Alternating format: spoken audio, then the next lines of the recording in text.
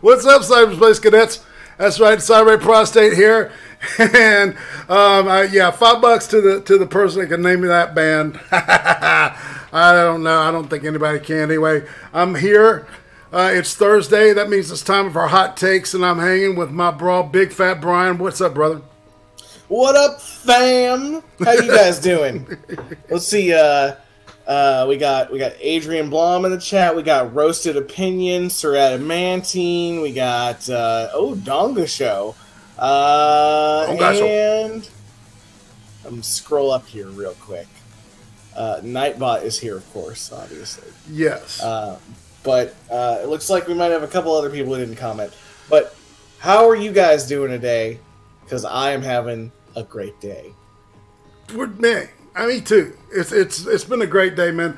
All right. First of all, I saw a comment from Adrian Blom that the movie is not in English or Afrikaan, and it is actually dubbed in English. So first of all, this movie is filmed in a language that I had to look this language up and study it because I was wondering why in the fuck are they doing this with just a dialect? It's not a dialect. Basque is a language all into itself. Okay. I don't want to get too boring, but it's called what's called a language isolate, which means it actually is the closest thing to Proto-European, non-influenced by like Rome or any of that shit. Oh wow! Yeah, so it's like on the east side of the Pyrenees, down the mountainside into France a little bit, right? And that's where the people are. See, I was going to say, I thought they all looked like Frenchies, or Spanish. So it's like Spain and French. France had a baby, and it decided to make its own language. A lot, nice. People had thought that I would get you some trivia on this stuff. Is that some people have thought that it's actually the language that it stems from was the language of the Atlanteans, which is bullshit, pretty much. So I'm sure, but so yeah, we're talking about Errementari, also known as the Devil and the Blacksmith, or the Blacksmith and the Devil, on how you look at it. This is a movie. All right, so because all the people and the language and all that shit, it was really, really hard to look up and get like information on these people. All right, so I do have some pictures though of of the director. This is the first thing of his that I've seen, and I really think he's very influenced. This movie gave me a feel like Guillermo del Toro. What about you, Brian? Yeah, Guillermo del Toro. It had a lot of like a really high production value for what I assumed was a lower budget movie. Yeah, and we're going to get into that, right? All right, yeah, and this guy's name is, all right, if I can say it correctly, is Paul. All right, Paul Urquillo Alijo. Okay. Which it's Alijo, so that's what I assume. That's how you say it. But it seems like some of the letter X is stuck in for a lot of different letters. If you look at their alphabet, they leave out like Y and Z and a couple others. It's really weird. But okay, so this is the director. This is him on the set of the movie, and let's see. All right, and then the guy that plays the blacksmith. Is this dude right here? His name is Candido Uranga. Okay, that sounds like an African name, doesn't it? A little bit. I'm not gonna get in trouble. I know. I was gonna say it with an accent, if you know what I'm saying. Candido Uranga. How about Candido Uranga? Oh God! Oh God! Now you're gonna get us taken off the air for hate speech. I said that with love, man. There's not an ounce of hate in my heart for this movie. It doesn't matter. YouTube doesn't care. They'll flag us all. The flags are flying. You just summon the moderators. Oh shit! That's how you do it. You use Ebonics. Oh no! I didn't say that. that was fully understandable, wasn't it? All right, and the little girl, now the little girl, man, was fucking excellent, and her name, her character's name is Yeshua, which I think is a variation. I think that is like kind of like Susan or something like that. I think it has to do with lilies, and anyway, but her name is Uma Bracalaglia. These names Yikes. are fucking incredible. And then the dude that played the demon is this guy right here, and his name is, and I think he's obviously receiving what's known as a Goya Award, which is their Academy Awards version. So he's obviously done other stuff, but his name is Eniko Sagardoy. That sounds Russian, actually. When I look at it, Eneko Sagardoy. Sagardoy. So are you looking at the IMDb for this movie? Yeah. Can you tell me what the production value was on this? All right, I'll pull it up. Production value. Let's see. Boom, boom, boom, boom, boom, boom, boom. Okay, this movie. Oh, shite.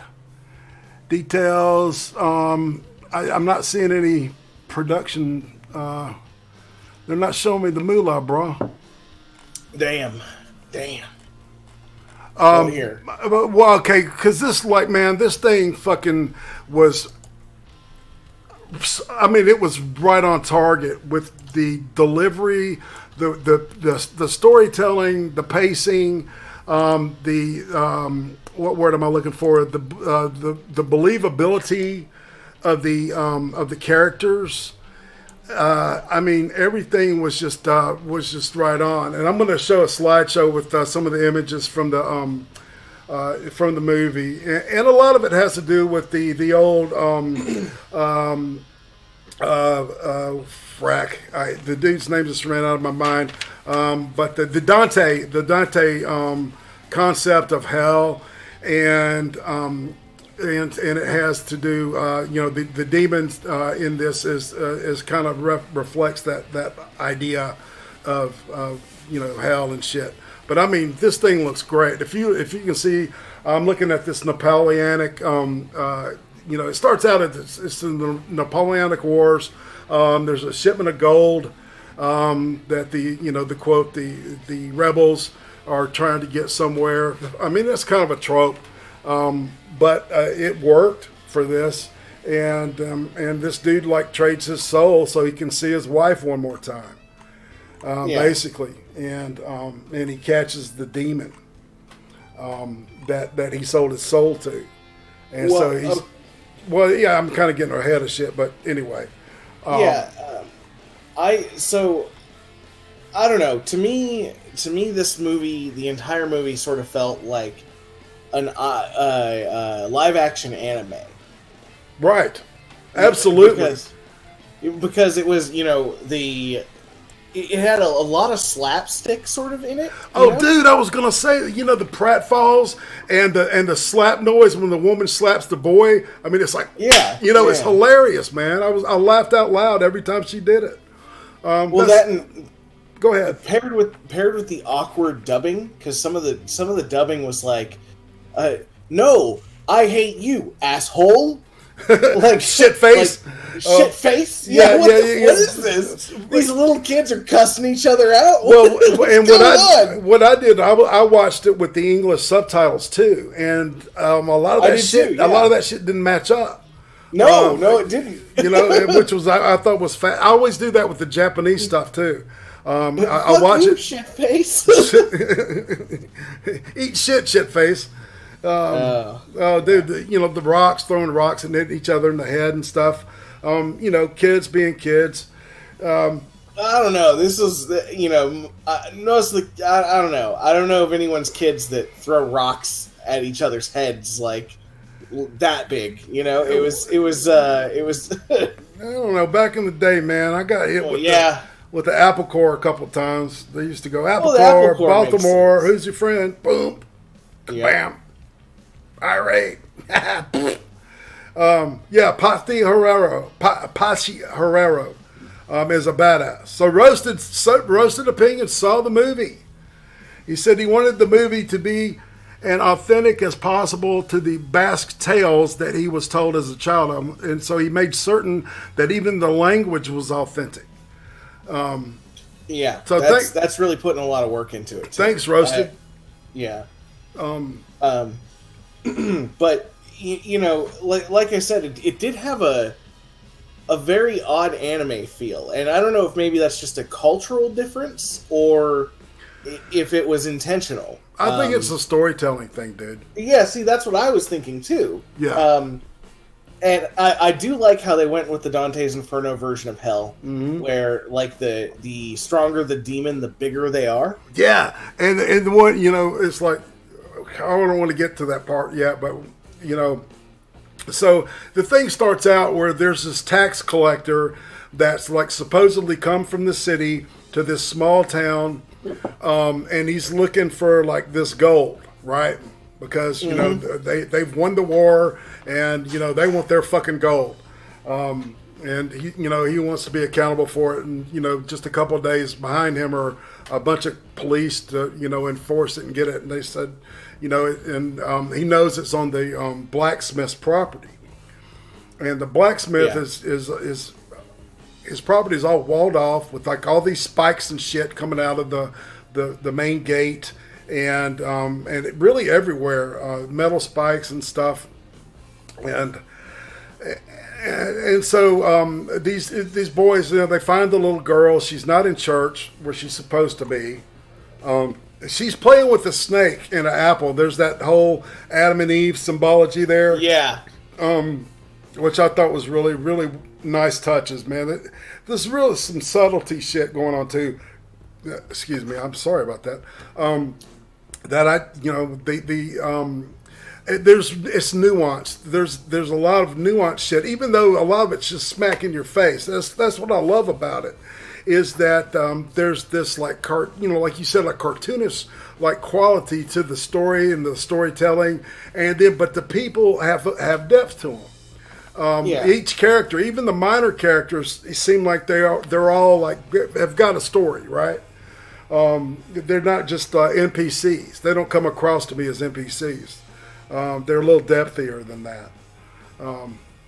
You think that's valid to use that term? I think it is. I think it is very, very valid. Okay. So why don't we get into the actual intro to the story here, which was that the blacksmith went away to war, right? Right. And when he comes back, the woman that he was married to is now essentially married to another woman. To another woman. That would have been a way different story. No, we're not there yet. Not quite that progressive. This is when Europe was still white. You know what I'm saying? And patriarchy and shit. Catholic churchiarchy. He comes back and his wife is married to someone else and pregnant, he's been gone for 2 years, right? He's been gone for 2 years, right? 2 years, right? And the baby is a newborn, right? Yeah. So 2 years, that's a pretty long gestation period. So that rules out him being the father. So he threatens to kill the child, if she doesn't tell him, who she's been sleeping with or whatever. And he puts the child back, and because the boyfriend or whatever comes in, and he bashes him to death. I love the way that they do all of this in shadow, like cartoon. That's a cartoon. Yeah, that part is. There's a couple of parts where they use the cartoon shadow, kind of like shadow puppets, to tell the story of transformation, things like that. I like that a lot. There's not a whole lot of CGI in this, which is, of course, the hell part and stuff like that. There's going to be, some CGI usage, but most of it's practical, man. Beautiful. So he kills the man that she loves, and she ends up hanging herself in grief. and the little girl, the little kid in the you know gets taken up and supposed to be raised, I guess, by the church. Yes, by the church. Yeah. So, you all right? You want to take it? Well, so you know, they show the little kid having sort of a kind of a terrible life, and the other little kids are calling her shit face, and right. Well, she's got that scar on her face from the burn when the dude held her near the fire, right, when she was a baby. So she's always had that scar. But you know, I would say that as for like character building here, right? Because that's essentially what this whole section of the movie is. Right. Is making you care about the little girl and the blacksmith. For the little girl, I don't know. I didn't really feel it. I didn't feel too bad for her. It was too cartoonish for me to feel bad for her. You know, it seemed unrealistic. Well, all right. Part of it, I think, though, is I had some empathy for the girl, which I thought to be her age and stuff, she did a really good job in places, you know. But it's more her character is more about being. She's like a trickster in this kind of thing, you know. She's almost like a wild card, because you know she kind of plays the demon in places, right? And it works. She actually manipulates the demon, which is his job to manipulate humans into selling their souls to him, right? Well, yeah, I mean that's all part of the, you know, back to the beginning that you were talking about, the apple and the serpent that she has. Yeah, exactly. The snake she is the one, like, essentially her choice makes the ending of the movie, you know? Well, yeah, and it's almost like she's a witch because she prefers nature to the church, right? Kind of, yes. Yeah, you know, kind of a pagan thing, right? Mm-hmm. I'll go there. Yeah, I'll say that. Because she referred to the snake by name, and she was excited to see him return to their little picnic. And she's doing the little play acting with the doll, and obviously the doll's supposed to be her. And she had stolen the wine from the church, which I thought was funny as hell. You know, and that whole Jesus, Mary, and Joseph thing that the woman kept repeating, I was like, holy shit, this sounds like my mother. Yeah. I used to go to a Pentecostal church, so I know it. Yeah, but see, the Pentecostal Catholicism is like a deal, man, where it's like it's steeped in history, it's steeped in ceremony, man. There's like this complete ritual to the mass, right? It opens. We used to have an old joke, and it'd be like stand, sit, kneel, stand, sit, kneel, kneel, sit, kneel, stand, go get communion, sit, kneel, stand, go home. All right, or some variation of that, you know. So that's my experience as I'm a recovering Catholic at this point. I refer to myself as. But yeah, so I got a kick out of all this shit, man. To be honest with you, I love this whole movie from the beginning to the end of it. There's some surprises, and I love the choices because he's sticking to the old way of telling these stories, because the old Grimm's fairy tales, they didn't end with happily ever after. You know, they did not. You know, and I think that's what we see here. We see, you know, a love letter to all that shit, and to Guillermo del Toro, I think, to some degree. I really think that this guy is a big fan of Del Toro, and I think that shows. You know, like with a lot of what they did with the makeup for the demon, that was spectacular. I thought they did a fantastic job. I'm really glad they chose not to use a lot of CGI. No, that was a suit, man. That looked great. Yeah, it looked amazing. And they even, you know, in certain parts of the movie, they clearly it wasn't the actor. It was like an animatronic suit in certain pieces of the movie where part of the forehead would move and the ears would move, and you know, it was really cool. I thought that was probably the best part about this movie, is that they took a realistic aspect and it looked good. And because that is the biggest problem with modern day movies, is if you have CGI in your movie and it's either too pretty or not pretty enough, then you end up with an uncanny valley. And it's like, it doesn't look real. It doesn't look real at all. And this looked real. This was like, it almost looked like, you know, the demon from Legend? Yes. Yes. I thought the same thing, man. Yes, he looked perfect. It was almost like Tim. That's probably another nod to that movie. Oh yeah, no, there's definitely a lot of nods to that movie. Yeah, to that iconographical concept of the devil. You know, with the pointy ears, the pitchfork, the horns, the shark-like teeth. You know, the whole deal, man. Right, straight out of Dante. Straight. Well, here's the weirdest thing, is that it also looked like the some of the artwork in both Dante and this movie, I would say, are somewhat inspired by the story of the Ifrits. You know, it's like a Middle Eastern sand genie.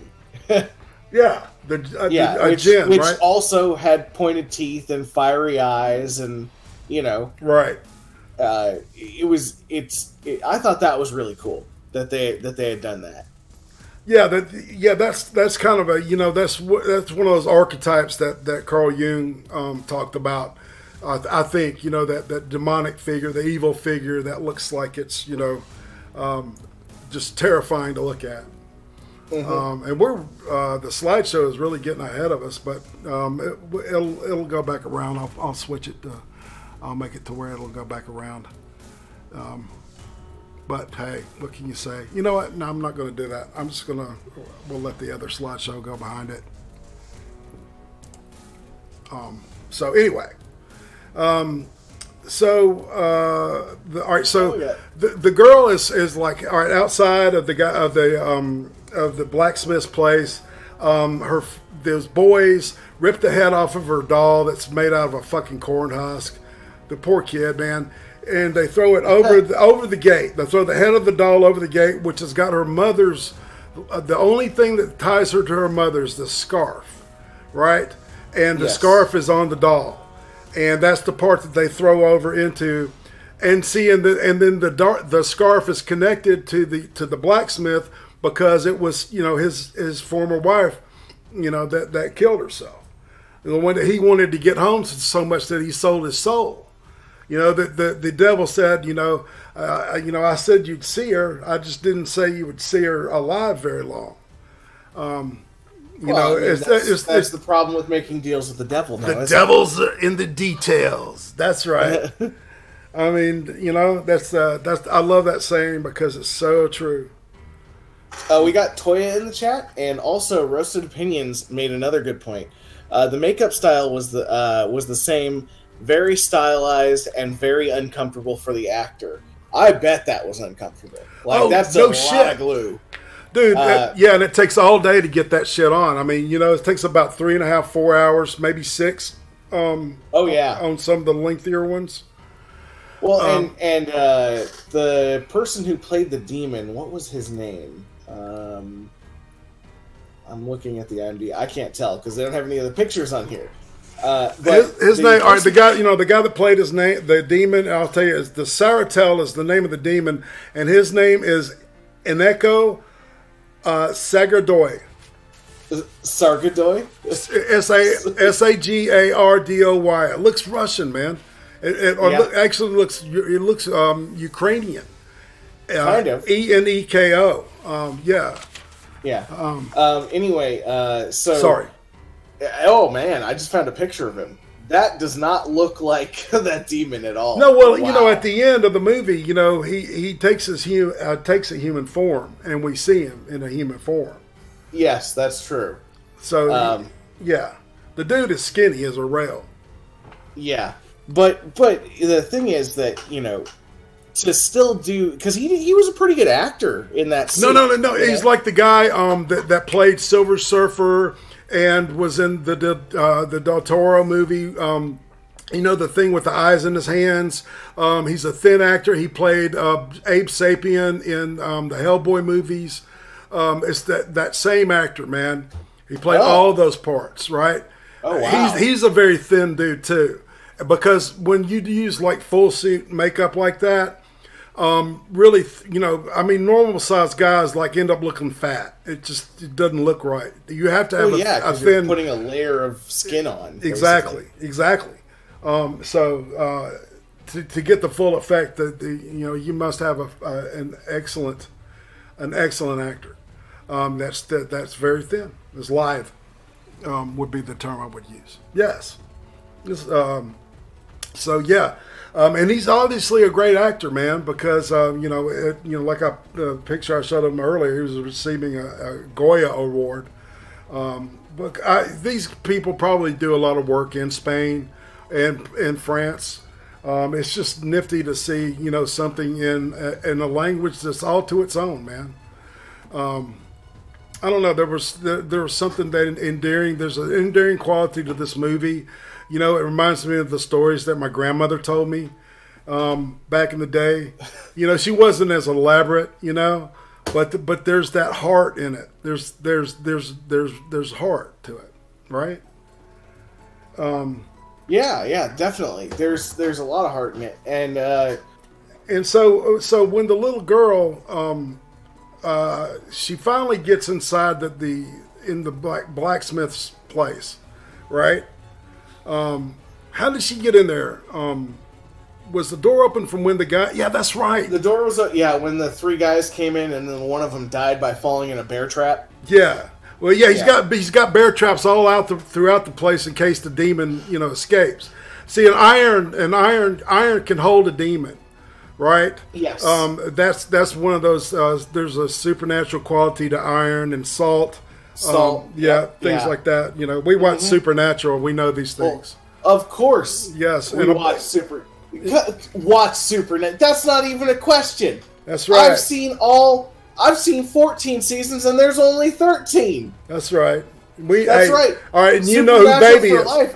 I've got that pentagram tattoo on my shoulder. You know who's a baby. You know who Baby is, don't you? No. It's that 66 Impala. Oh, the black car. The black car. Yeah, of course. Sorry, my bad. This is like our little love letter to Supernatural. One of those. What did I call them? Guilty pleasures in life. Don't lie, Irate. You're into Wind STL. I dig it, man. No, no. You don't want to give me Wind STL. No, the chick. No, you don't want any Wind STL. Not usually. Are you talking about Castiel, the dude, or the chick? No, Wind STL is fanfic that has been written because you know about that, right? You know about Supernatural, don't you? Shit. Okay, Supernatural, the reason it's going to have a season 14 and a season 15 is because it has a huge, fucking massive fan base. We're talking like about 30,000 people that are very, very vocal about how much they fucking love that show. Well, they ate the fan fiction with the old, the dude that ended up being God, No, they made the fan fiction. No, what I'm saying is they had that whole deal was a nod to it, though.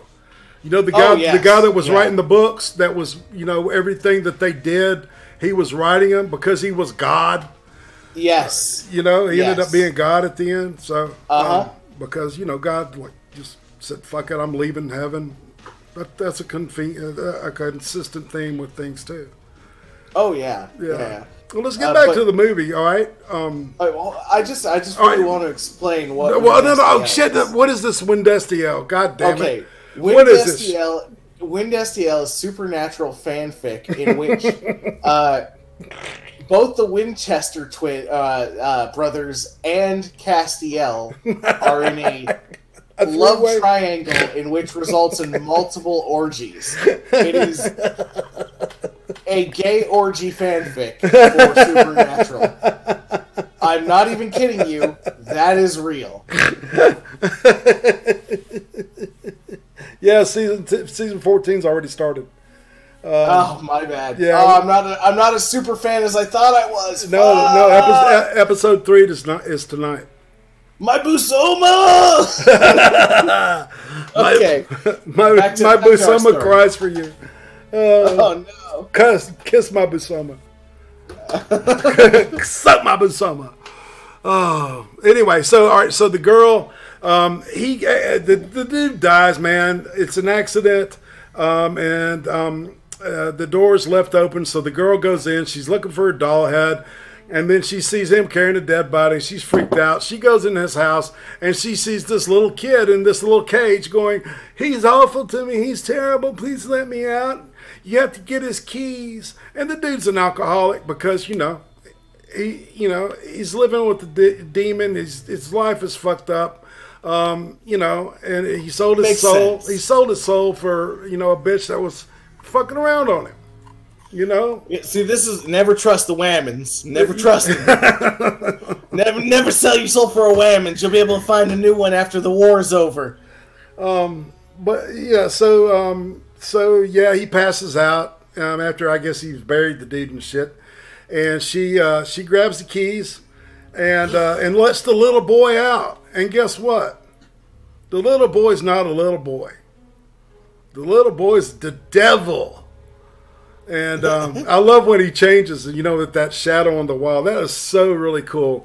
It was great because I can't remember. There's another movie where they do that, and I'm thinking that it may be that episode of the Twilight Zone where they've got the devil tied up, and this guy lets him out, and he changes into the devil. No, that's not through Shadow though. I'm thinking of something else. Anyway. Sorry, my addled boomer mind.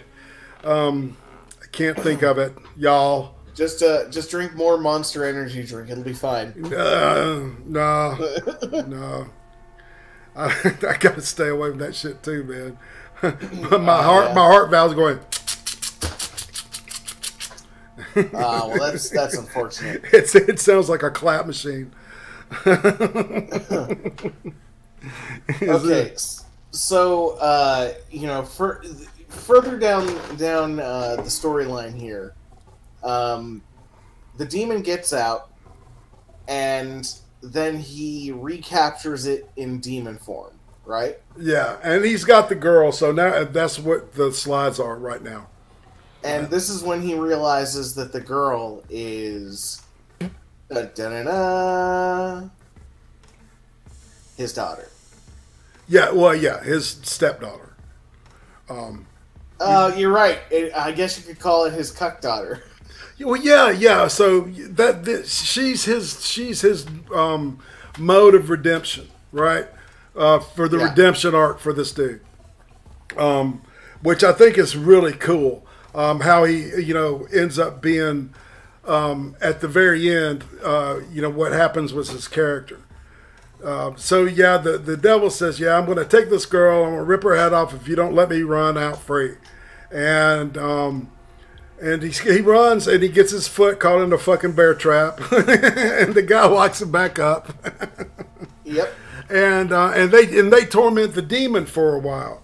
And I love the story about the garbanzo beans, the chickpeas, right? Where if you pour out a bunch of chickpeas on the floor, the demon has to stop and count every one of them. 1, 2, 3, 4, 5, 6, 7, 8. That's straight from lore. And there's a nod to that in Preacher comic books. And they haven't done it yet in the TV show. But yeah, I'm a big Garth Ennis fan. So what? Well, also he can make hummus once he's done. No shit. Yeah, exactly. And that's a nod to the Ifrits. Oh! I connected it. Boom. Right out of the water. Skabam. Nice. All right. Go ahead. No.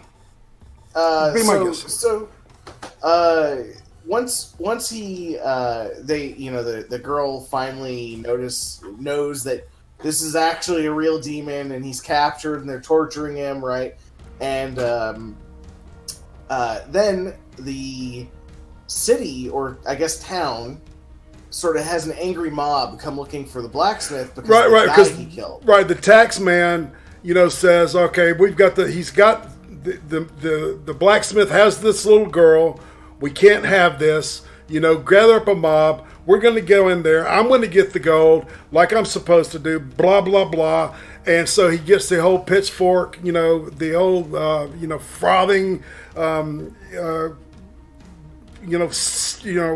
town folk, marching on the castle, straight out of a Frankenstein movie. And so when they get there, he gives them to the little girl, because she got hurt, and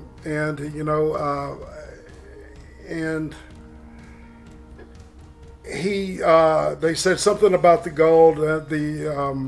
It's funny, man, because the tax man goes in there and says, "All right, y'all can go now. I'm going to find this gold in this place," right?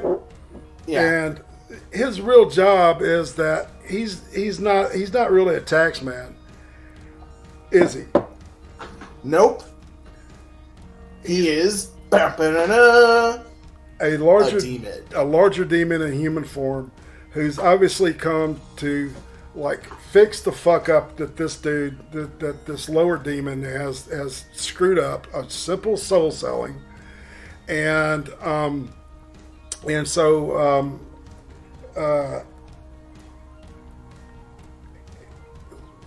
he does, he's got this bell. The gold was hidden inside the bell that he made for the church. Okay, that's where the gold went. And we got Death Harukin in the chat. Death Harukin, what's up? Hey, I want to say hi to some people. Melissa, how you doing? Toys ain't nice. No, Toya ain't. Is that Toya? Toya ain't nice. That's Toya. All right. If you don't know who Toya is, she's amazing. Well, Toya, hey.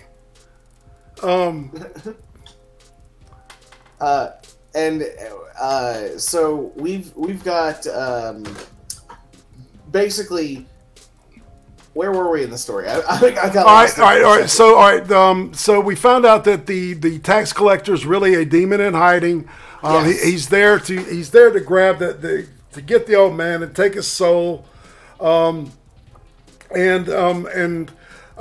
fix everything that the demon screwed up. He's going to send him to hell, and he's going to give him a shittier job.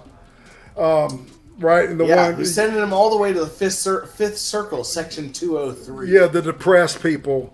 And people that are crying and shit, Either you don't get to torment them, he just listens to them, moan and complain. And he said, "Oh God, so please." It's basically like Twitter. He sends them to Twitter.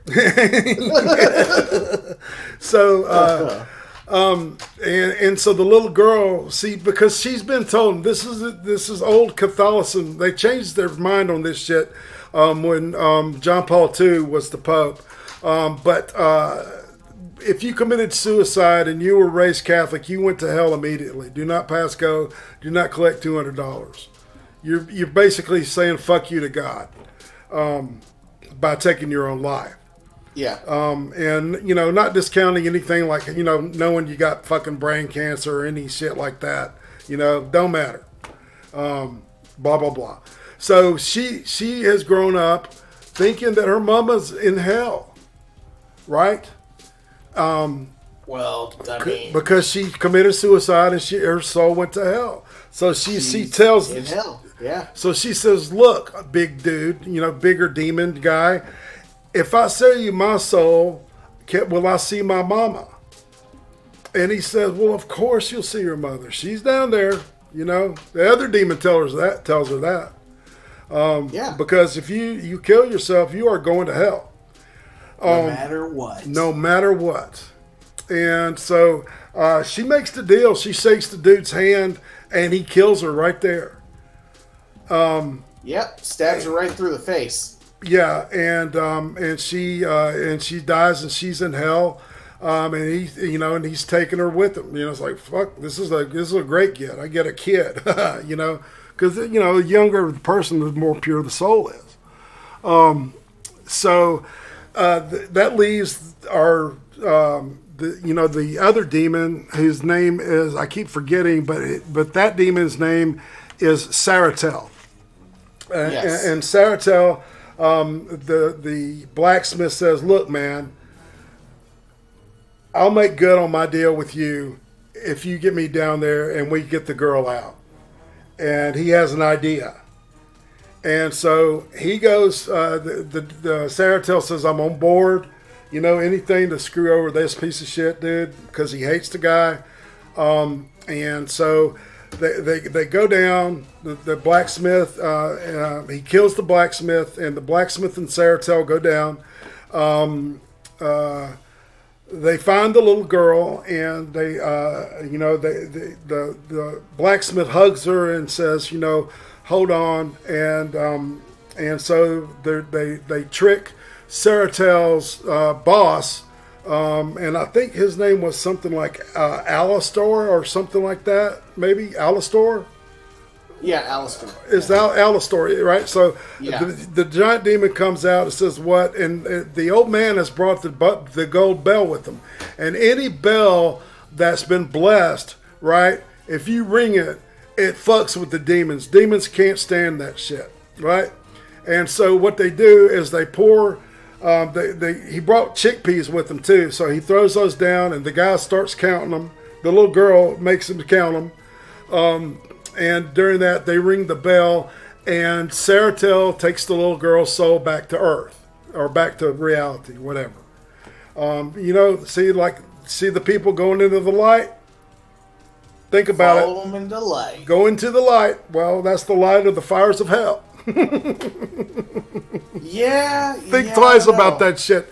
So the little girl is alive, and apparently, the demon, since the door's closed behind his back, I don't know what happens to him, because it really didn't explain that.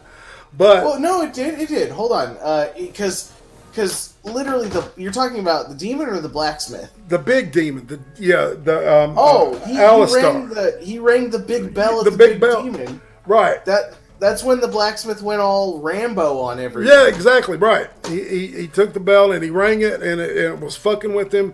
Then the blacksmith ends up going into hell itself, where the devil himself is scared of the blacksmith because he's so fucking crazy out of respect. Yes. Right, and this is part of the story, obviously, because part of the fable, the folks tale, right? And at the end, the demon says, well, I'm not going back to hell. Fuck that shit. I'm just going to go run around and and fuck with people, I guess. And so at the very end of the movie, we see him taking human form and take a ride with this dude, in a horse and buggy type thing. And the dude says, well, what's your story? And he goes, well, I don't want to tell you my story, but I'll tell you a story. And it begins with a normal man made out of flesh and blood and blah, blah, blah. Right? And that's where it ends. It ends with him probably telling the story of the demon and the blacksmith, right? Yeah. And I mean, and I like the story, I love the way that ended, man. Go ahead. Yeah, I like the ending quote, which is, the story doesn't matter if it's true. It's that it was a good story. Exactly. That was the beautiful part about it, because they were pointing out the fact that a bit of this is a little unbelievable. Well, but yeah. Whatever. You're supposed to be having fun with it. Well, that was like what was always implied with my grandmother's stories. It's like, Grandmama, was that woman really a witch? And she goes, what do you think? No, she never said yes or no. She just said, what do you think? And I would say, and I would look at her, and she would wait for me, and I would say, I think she's maybe real. And she says, she just didn't answer me. She just, her eyes would get big, right? And I love that, man. You know, that whole believing in Santa Claus and all that stuff, all that stuff about being a kid and hearing stories and you know, shit, and all this fucking political correctness, man. I mean, I don't know, dude. I'm amazed that they let some of this stuff. I mean, there's some of this stuff that would probably SJW would say, "Uh-oh, nope," and would turn it off. That's just my gut. I think this is a fantastic movie. Fuck all that other bullshit. Fuck politics, all that shit. I watch movies like this to not, you know, not hear about politics. I watch movies like this to get out of drama, you know. Okay, yeah.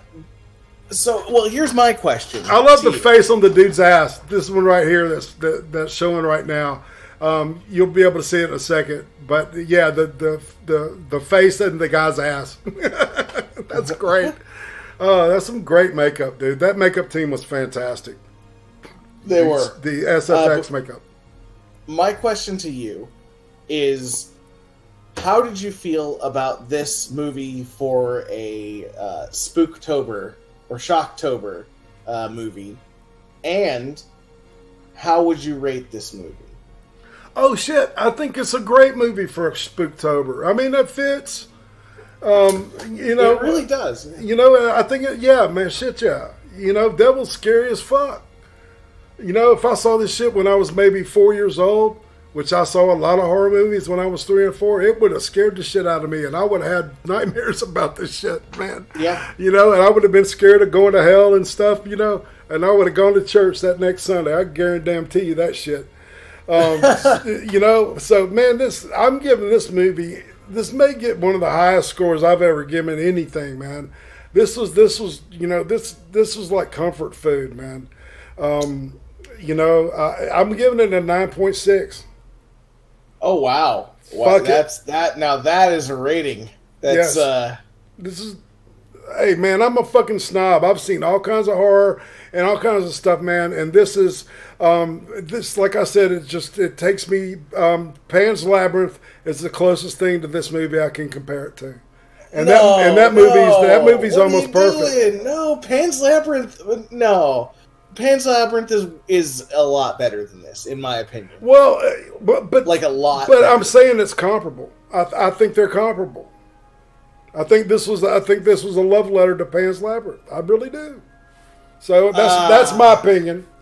I don't know, man. That's a bit far, because Pan's Labyrinth is one of those movies that I would give a 9 out of 10. Yeah. And well, I said 9.7.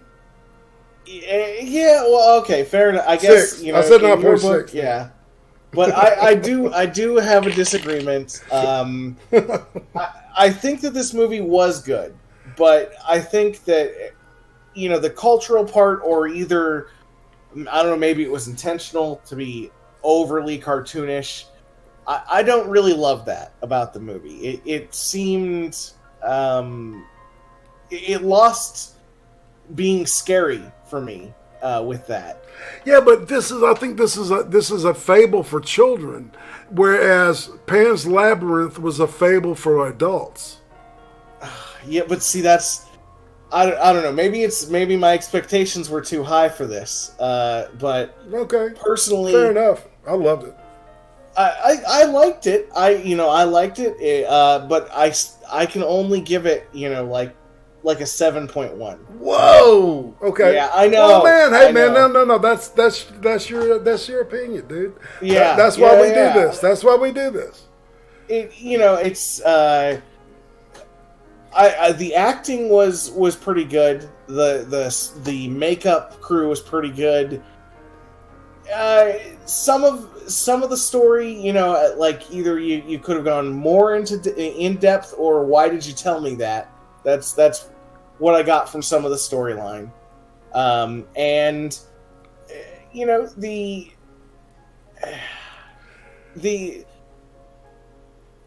didn't seem scary to me at all. I know these pictures are making it look pretty scary, but you know, when you when yeah, you hear... No, I get that. It wasn't scary to me either.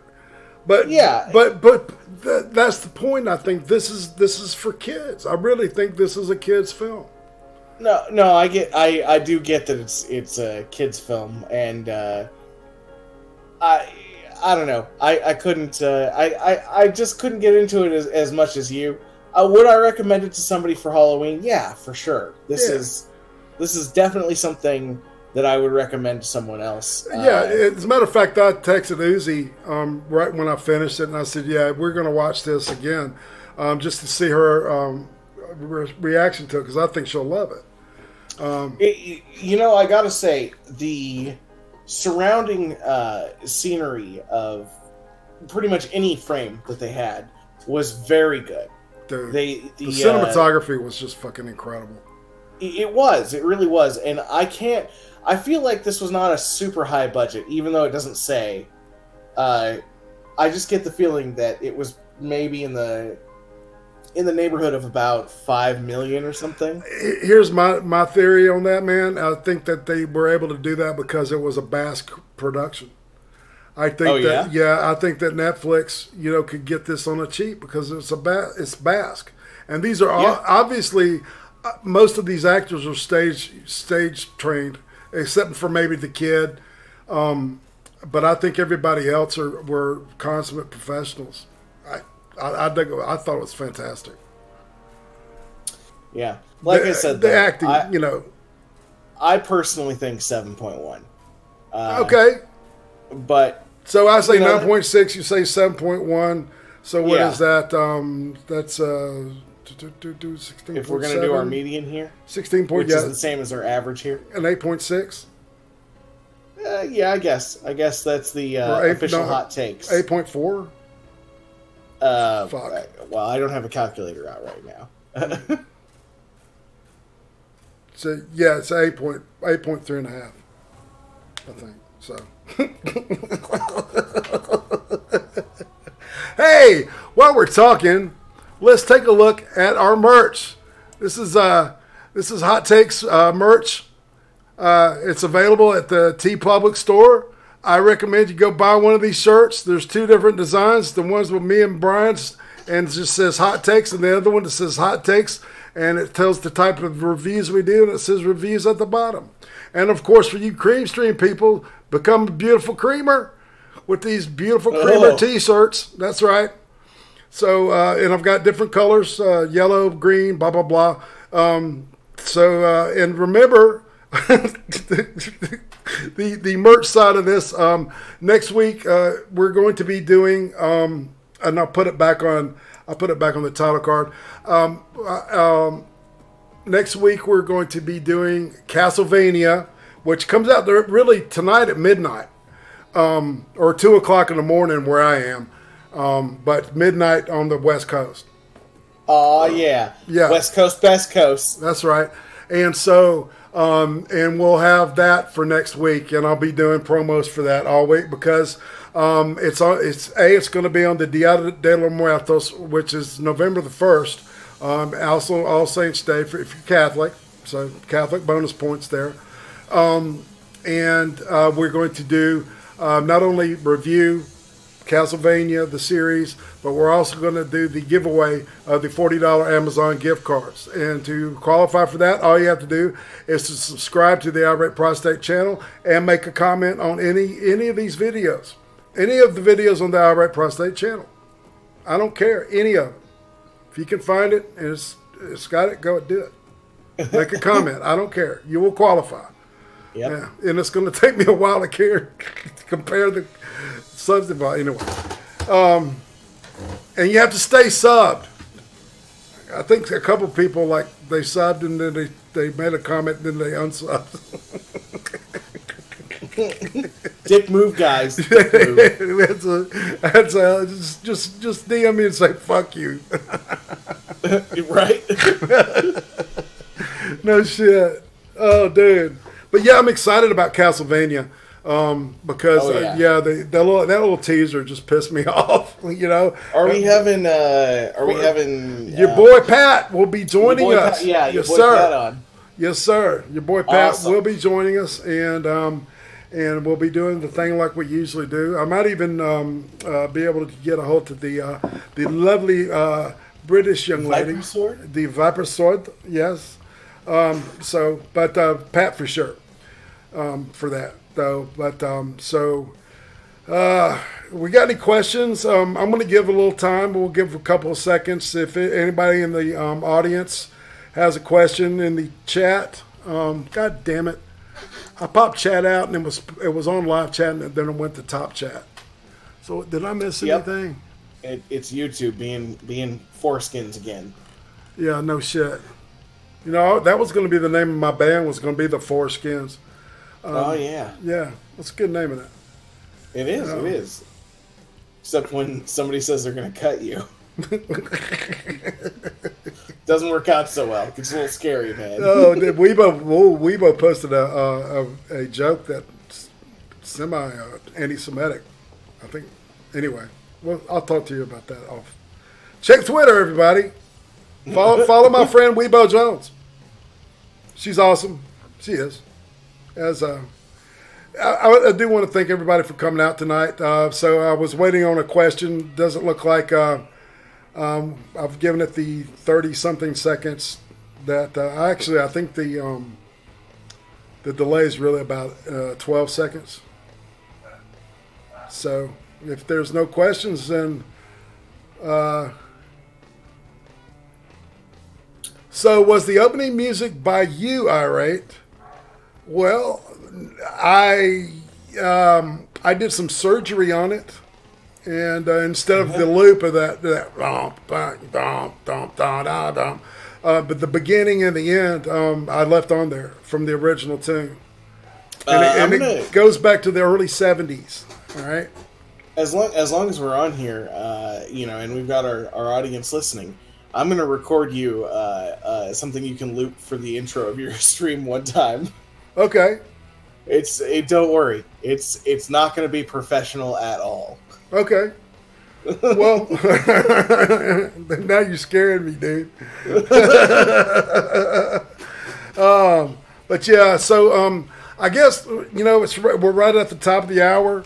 God, thanks everybody for coming. I really love this movie. I know Brian not so much, but it was still fun. Well, 7.1's not bad. No, it's just not the best movie. It's better than a 4, so you know. That's true. That is true. But yeah, man, I don't know. I loved it. The older I get, the more like a kid I become, and I cry a lot. I almost cried at the beginning of this movie. I don't know why. But I'll point it out if people want to know the answer to that. I'll be honest. It hit me in the feels at the very end when he leaves her. Yeah, I was like, "Why you do this?" and I was. The best part is I was sitting there working on putting trim board in a house because I had my phone out and on a Bluetooth speaker, and I'm like, I'm getting a little misty-eyed while trying to nail this trim board in. This is thanks, Melissa. And on that weepy, sad note, I want to thank everybody for coming out. This is Irate Prostate. That's another beautiful show in the bucket, and we'll see you back here this time next week, tomorrow night, on the Cream Stream. I think we're Joker and I are going to try to get Failure to join us. I think that may happen. If not, next week we got Malcolm from the north. So anyway, we're working on that shit. Sorry, Prostate. Brian, you want to say bye-bye? Thug life, fam. That's right. This is Irate Prostate. I'm OUT. Dater Lutes.